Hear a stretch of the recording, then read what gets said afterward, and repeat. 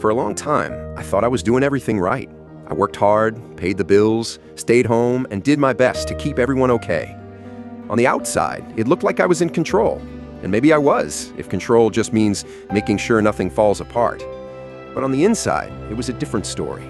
I was tired in a way sleep couldn't fix. A kind of tired that came from living on autopilot, carrying everything alone, without ever stopping to ask, is this really what God expects from me, as a man, as a father, as a husband? The idea of spiritually leading my family always felt too big. I thought that was for pastors or for men way holier than me. I settled for the basics, saying grace before meals, showing up to church, avoiding major mistakes. But that didn't feed the soul of my home. I was physically present, but spiritually distant. Not because I didn't care, but because I was afraid. Afraid to face what I had lost along the way, my connection with God, my sensitivity, my courage to look inward and be honest before I ever tried to lead someone else.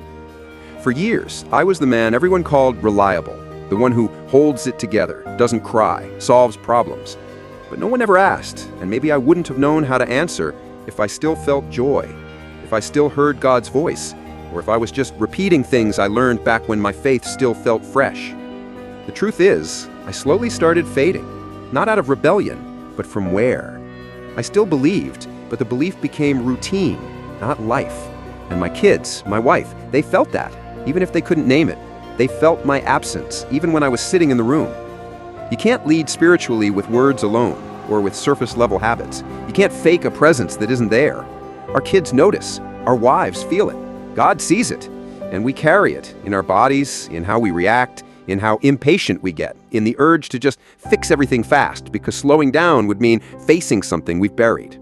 Spiritual leadership is something else. It's quieter, closer, and sometimes it starts with the courage to admit, I got lost, but I want to come back. This video isn't a formula. It's not a 5-step path to being the perfect dad. That doesn't exist. What you'll find here is an honest conversation about what it really means to lead your family spiritually, even with failures, questions, and years of built-up exhaustion. It's not about starting over from scratch.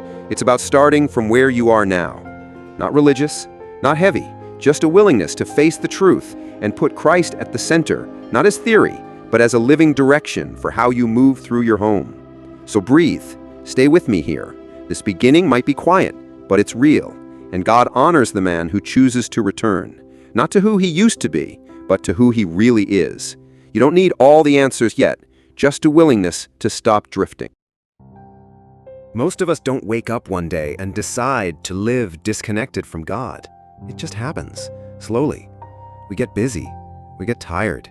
We pour ourselves into work, obligations, expectations. We convince ourselves we'll pray later, rest later, show up for our kids later. But later keeps moving.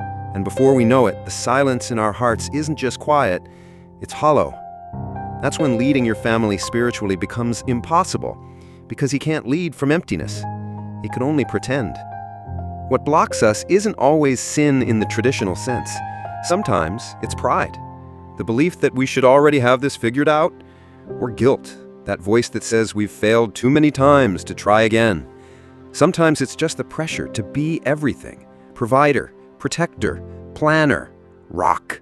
So we stay in motion, we get good at surviving, but deep down, we're afraid that if we stop, we'll have to face who we've become, and we're not sure God would still meet us there. But Jesus never started with the polished. He didn't call perfect men to follow him. He called fishermen, tax collectors, doubters. And his call wasn't, go fix yourself and your household. It was, follow me. Simple, disruptive, personal. What most of us miss is that spiritual leadership doesn't start with power. It starts with presence. Not just being home, but being there. Eyes up, heart open, not performing, just honest. With yourself, with God, and with your family. If you've ever felt like you were faking your way through fatherhood, you're not alone. Most men carry the same questions. Am I enough? Am I failing them? Do they even see me? And somewhere in that pain, we either shut down or overcompensate. We try to fix everything externally, hoping it'll fix something inside. But spiritual leadership isn't about control. It's about direction. And you can't give direction unless you found your own. Start with the small moments.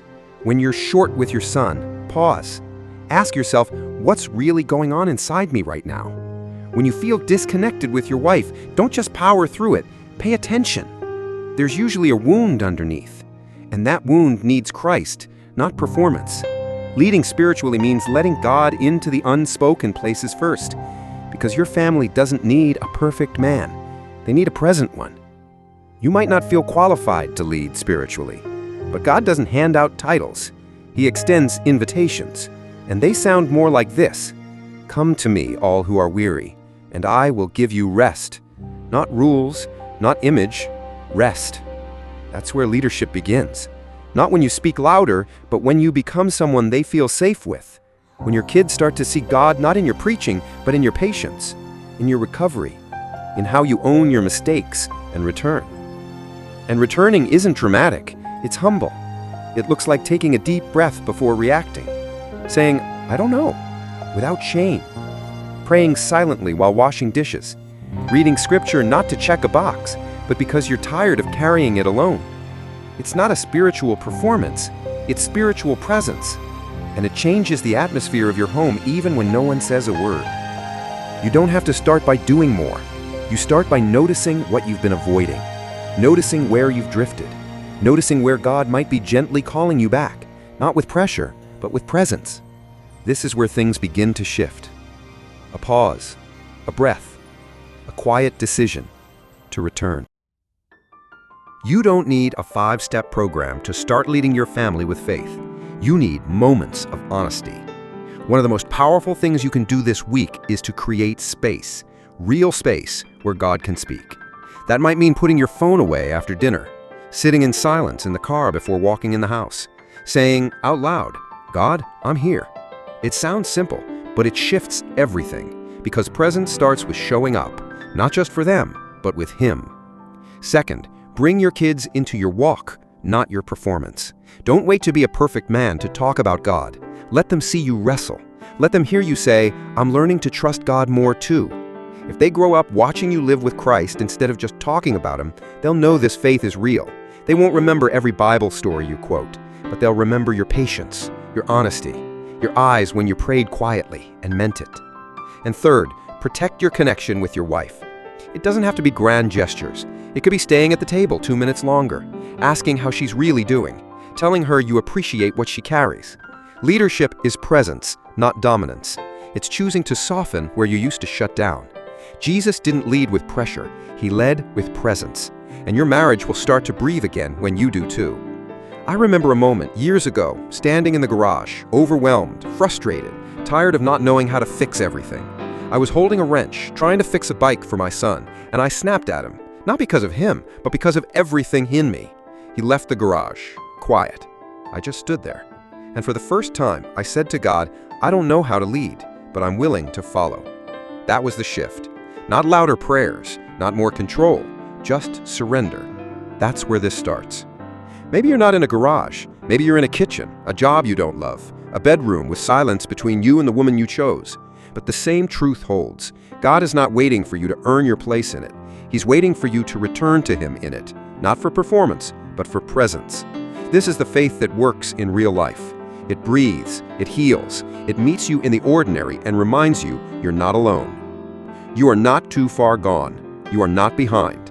The world will scream that your worth is in how much you make, how strong you look, how fast you fix things. But your family needs something else. They need a man whose strength comes from stillness, from Christ within, a man who listens, who slows down, who knows that real power is choosing peace when everything in you wants to escape. Don't wait for a breakdown to start. You don't need to crash to course correct. You just need to notice. Where are you pretending? Where are you exhausted? Where are you avoiding God because you're ashamed to be seen? That's where He's inviting you to come home, not with shame, but with clarity. And clarity is where spiritual leadership begins.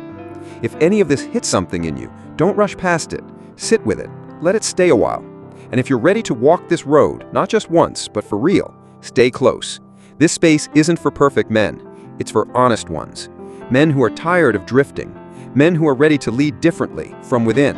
Here, you're not alone. You're not expected to have all the answers, but you're invited to walk awake, to lead from rest, to follow Christ not as an image, but as a direction. If that's you, stay. Watch the next video. Walk this road with us, not for content, for clarity, for courage, for your family, for your soul. May God bless you deeply, and may you walk awake with Christ at the center.